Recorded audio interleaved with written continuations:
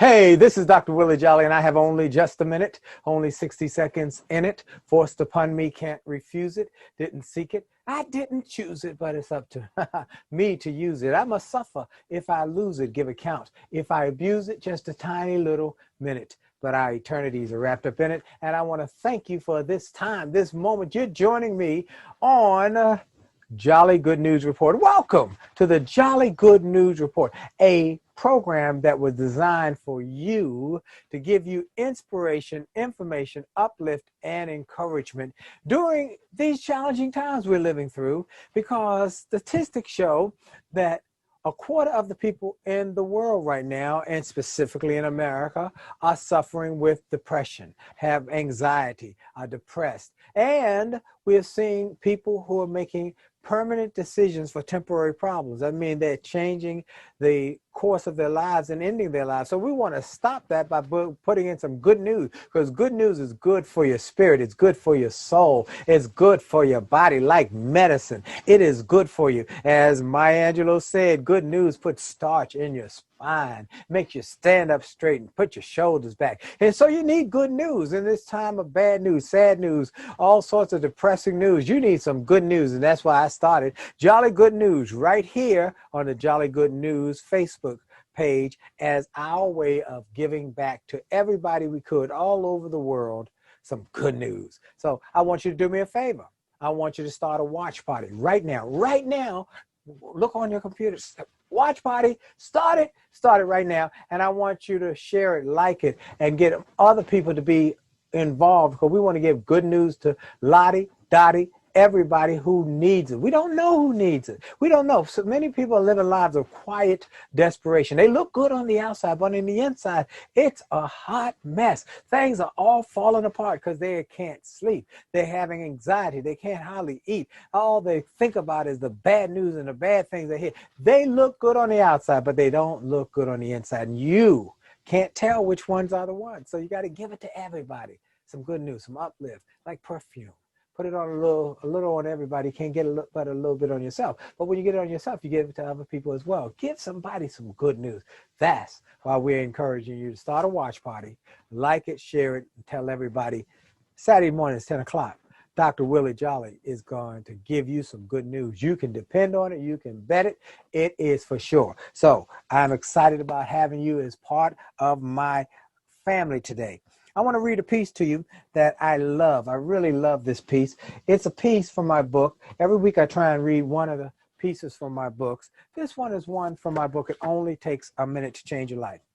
I want to share with you a story that I got from my friend, Dr. Dennis Kimbrough, the author of the book, Think and Grow Rich, A Black Choice, also What Makes the Great Great, and The Wealth Choice. If you have not read his book, The Wealth Choice, you got to read it. It talks about interviewing millionaires, not the fancy ones, but the regular everyday ones who live in your neighborhood. You just didn't know it. And what they did different from everybody else to become millionaires. But Dr. Dennis Kimbrough said, he told a story about Malcolm X that he heard from Percy Sutton, the former Manhattan Borough president. As a young lawyer, Percy Sutton represented Malcolm X in a court case and had won against overwhelming odds. It was a very intense court battle between Malcolm and his adversaries. As they were leaving the courthouse, Malcolm's supporters were on one side and his adversaries were on the other. Malcolm and Percy had to be protected by a number of bodyguards as they made their way to a long black limousine. Percy Sutton was so scared he could hardly speak, while Malcolm was as cool as a cucumber. Percy asked him, Minister Malcolm, how can you be so cool in the face of all this danger, here where you could lose your life any minute? Malcolm calmly replied, I hadn't even noticed any danger. My mind is thinking about other things that are more than my mortality. But the reason I am not worried is because of a story I heard that would give me a new perspective of life. He said, Brother Percy, years ago, I was told a story about an old worker named Omar, who had a dream and had seen the face of death. He woke up and ran to his master and asked, could he have the fastest horse so he could escape death? The master gave him the swiftest horse. Omar rode without stopping for 3 days. He did not stop for food or sleep or provisions. He rode as fast as he could. After 3 days, the road branched into 7 separate roads. He didn't know which one to take. So he took the one to the far left, but he changed again. his mind. And he changed again. And he went from one road to one road to one road to one road till there was one road left. And he rode up that road as fast and hard as he could. And about 500 feet down that road, the face of death appeared and said, Omar, Omar, why have you kept me waiting for 3 days? And Malcolm turned to Percy Sutton and said, the moral of the story is, Brother Percy, is that you can run and you can hide. You can twist and you can turn, but no matter what you do, you can't get out of this life alive. So while you're here, you better find your life's purpose. Live life to the fullest. Pursue excellence and live your dreams, because you can't get out of this life alive. And that's one of the things that we all must realize, that we all have a certain amount of time that we're going to be here. So we got to make the most of it. We should live full so we can die empty. I am particularly reminded of that today because yesterday, just yesterday, I had the honor of giving the eulogy, graveside eulogy of Uncle Bob Beverly.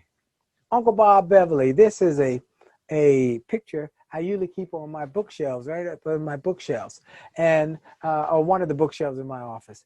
But Robert Beverly, this was him 2 years ago on his 100th birthday. And I called him Uncle Bob. Now, he wasn't my biological uncle. Uncle Bob was my mother's best friend. My mother and her best friend, Rose Beverly, who became Rose Cordova when she got married. Rose and my mom were friends from kindergarten. And they became best friends. And all through my life, she was my godmother. I knew her as Aunt Rose. I knew her daughter, June, and Uncle Bob. Now, Aunt Rose had 7 siblings, and Uncle Bob was one of them. So as I grew older, I met all the siblings, and I called them Aunt Marge and Aunt Lily and Uncle George, Uncle Bill, Uncle Bob. They were my uncles and my aunts. So there were only 2 left, Uncle Bob and Aunt Marge. And so on his 100th birthday, had a big party, and I got that picture, and I put it in my bookshelf. And every year on his birthday, I'd call him. So I called him this year on February the 20th.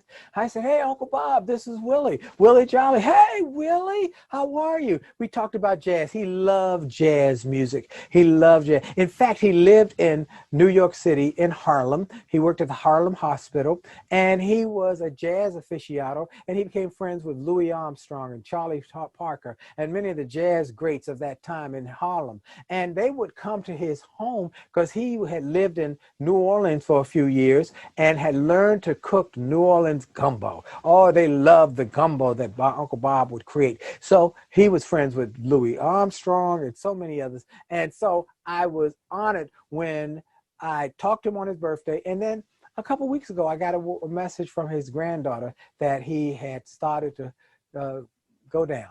And so he passed away, and I was honored that they called me and said, we want you to eulogize him. Uncle Bob specifically wanted you to eulogize him. And so I was honored to do it. But here's why I want to share that story about Omar and the face of death. Uncle Bob lived a life that was outstanding, a life well lived. In his program, it said a life well lived. He lived in New Orleans, learned to cook. He went to New York, and he loved jazz. He came to D.C. He mentored young people in math. And for many years after he retired, he was a mentor, teaching young people how to do math and how to work more academically. And so he was somebody who lived all the way up into the last years. In his 80s and 90s, I'd go to his home on their birthday celebrations at his 90th and 95th, and he had jazz playing, and he'd talk and tell him he liked to dance. Uncle Bob was amazing. So on his 100th birthday, he walked around the room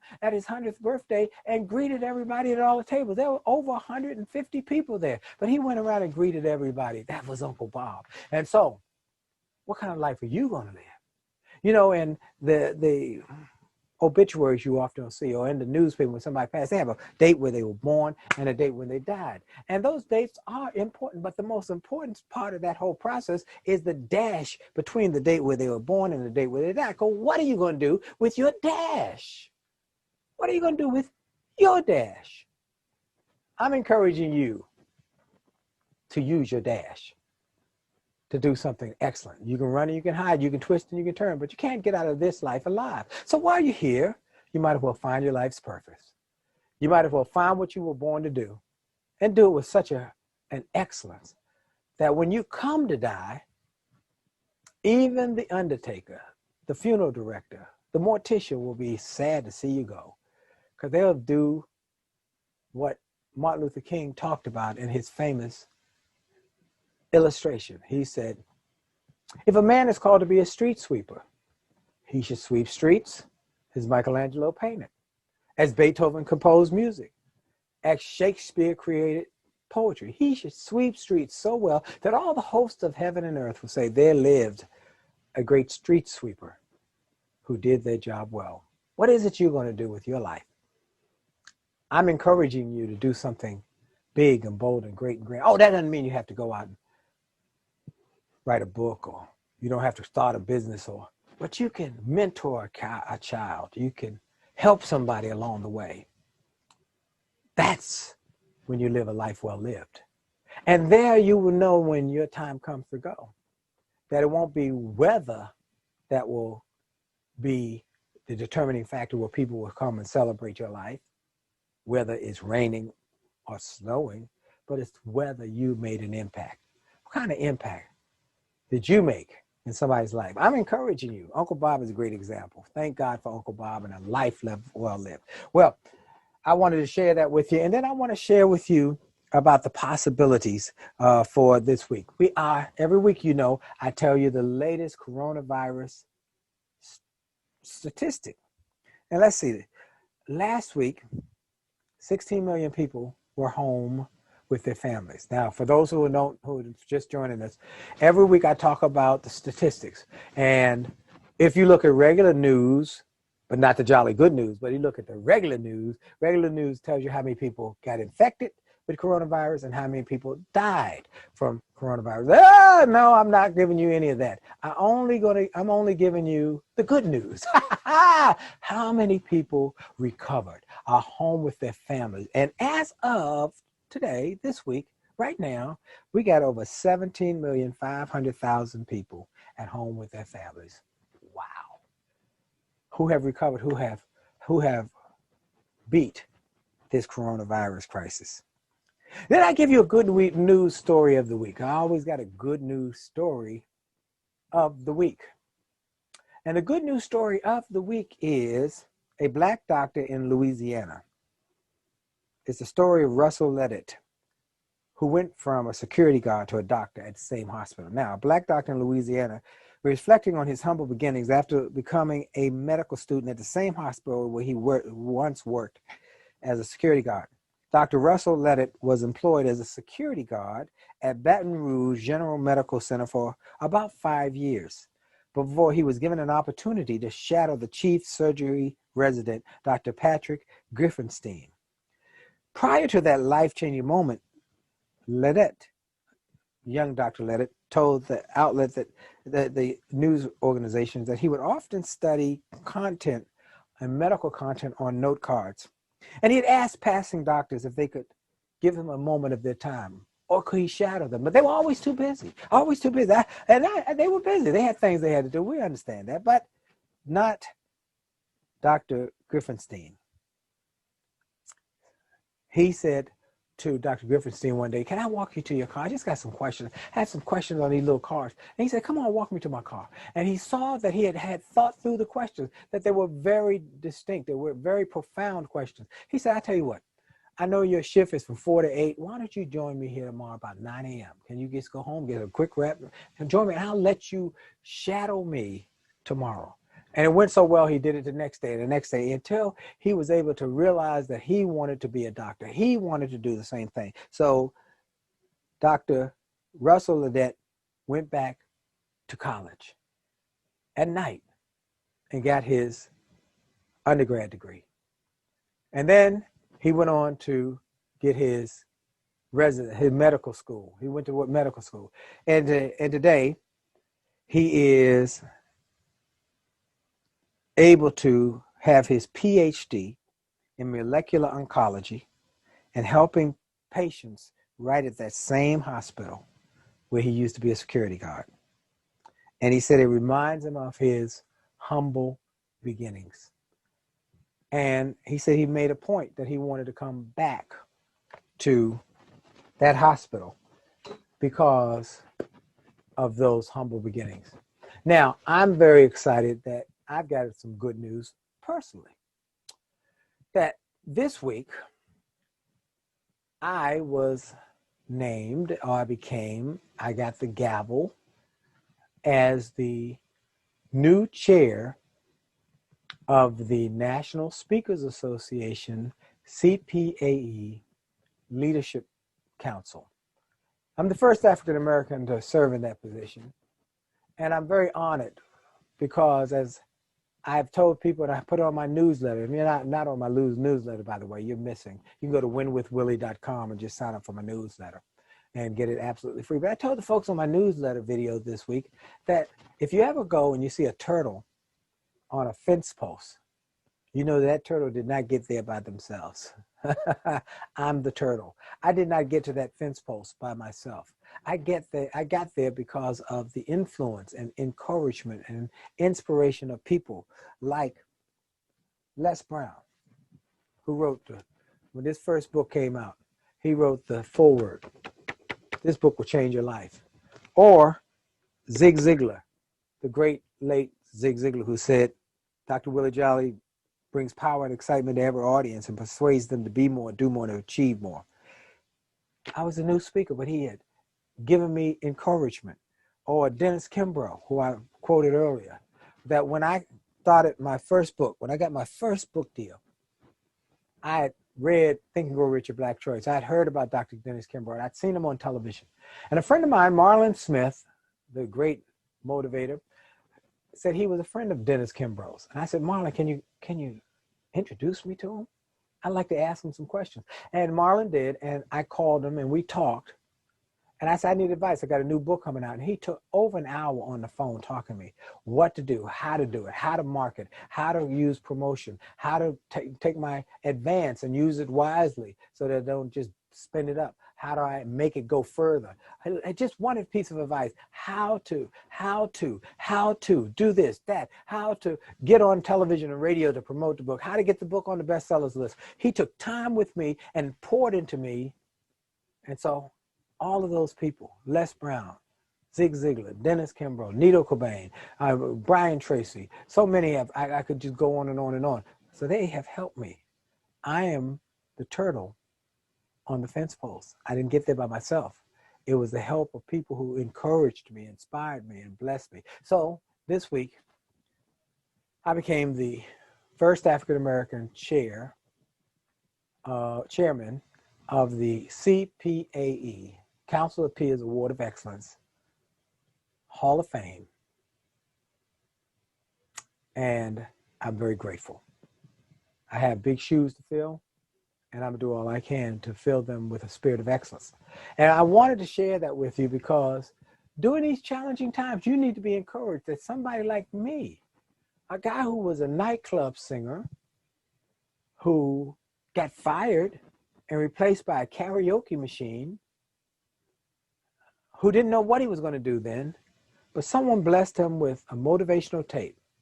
And on that tape was a guy named Charlie Tremendous Jones, one of the great icons of speaking, a man of faith who was also a motivator, who said, in 5 years, you'll be the same person you are today, except for two things: the people you meet who inspire you and the books you read that empower you. And I started reading books and going to seminars, meeting people, going to all sorts of association meetings, meeting the Les Browns, the Dennis Kimbroughs, the W. Mitchells, the Nito Cobains.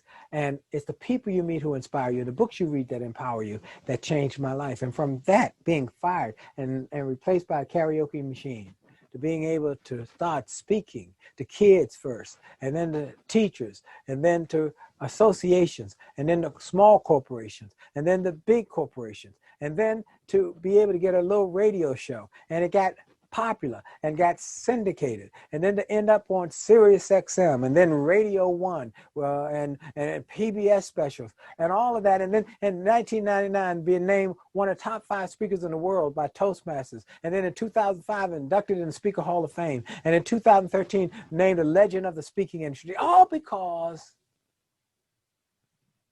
somebody encouraged me and told me it was possible, and gave me a little motivational tape. that inspired me. It's people you meet that inspire you and the books you read that empower you. So make sure to go to winwithwillie.com and be inspired. And then go to jollygoodnews.org. That's the site where this Jolly Good News is emanating from. Jollygoodnews.org is my nonprofit site where we want to help people, particularly those in prison, to understand that a setback is nothing but a setup for a comeback. We want to put this book in the prisons all over the country in the form that they need it in. They have to have them specially printed for prisoners because they can't be hardcover. And we want to get those printed. We want to put my youth video in the schools so people won't go to prison in the first time, so they'll be motivated. And then we want to inspire people to be better, be greater, to think about others, make a difference, and know that your past, wherever you are, what you're going through, does not equal your future. And no matter what we're going through right now, we can turn it around. So that's the kind of encouragement. So I want you to go to jollygoodnews.org. If you know somebody who's got cancer, go there and get the free programs I put up there, how to become a cancer thriver, not just a survivor. And so that's a great program that will bless your friend or your family member who's struggling with cancer. There are other programs there, absolutely free. And if you want to be a partner with me as we take this globally to more television stations, you want to invest in our program, you want to fund our program. We don't have a GoFundMe as of yet, but you can just make a donation right there on jollygoodnews.org. Whatever works on your budget and whatever in your heart or whatever in your spirit you want to bless, so be it. I would appreciate it because we're doing all we can to try and make a difference in people's lives, to encourage them that their best is yet to come. So as we talk about the good news report for this week, I want you to keep the faith. I want you to keep focused on what it's going to take to be excellent. I want you to know that it is worth living. You know, I love the quote. I saw a bumper sticker. Life is wonderful. Life is beautiful. People are great.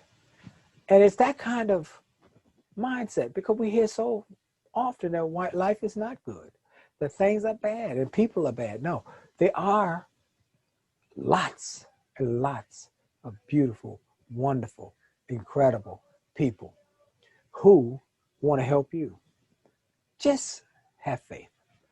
And as I said last week, Mother Vanilla Bean was on my newsletter. I talked about it last week. Newsletter piece was, she said, love many, trust few, and always paddle your own canoe. I love that. Love many people. I try and love as many people, black people, white people, Asian people, Hispanic people, people who are different than me, straight people, gay people. I don't care. I'm trying to love everybody because that's what Jesus said. He said, love your neighbor. He didn't qualify who they were.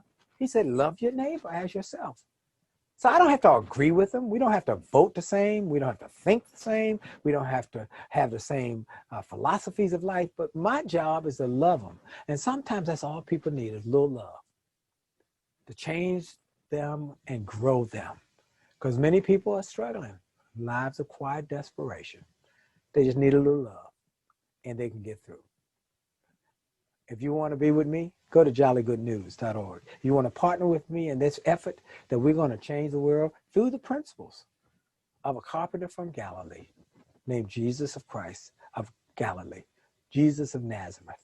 If you don't know him, I recommend you also, while you're at that Jolly Good News, look at my message where you can learn how to make that commitment that I made that changed my life.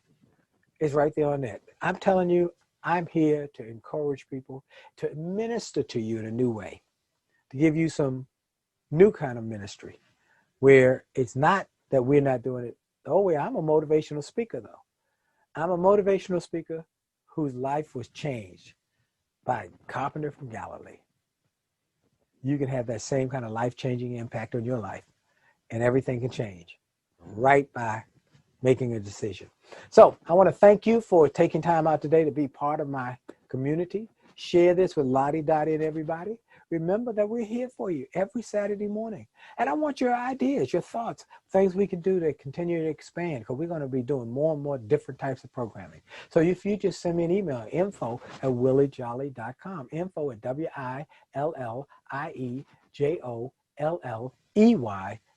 info@williejolly.com. Say, hey, I love this show this week. How about this? How about that? I'm open to ideas because I'm here for you. This is Dr. Willie Jolley of the Willie Jolley Jolly Good News Report. Hope you had a great day on purpose, and you're going to have a great week on purpose and a great month on purpose. And remember, for sure, your best is still yet to come. This is Dr. Willie Jolley. God bless you. Have a great day. Bye-bye.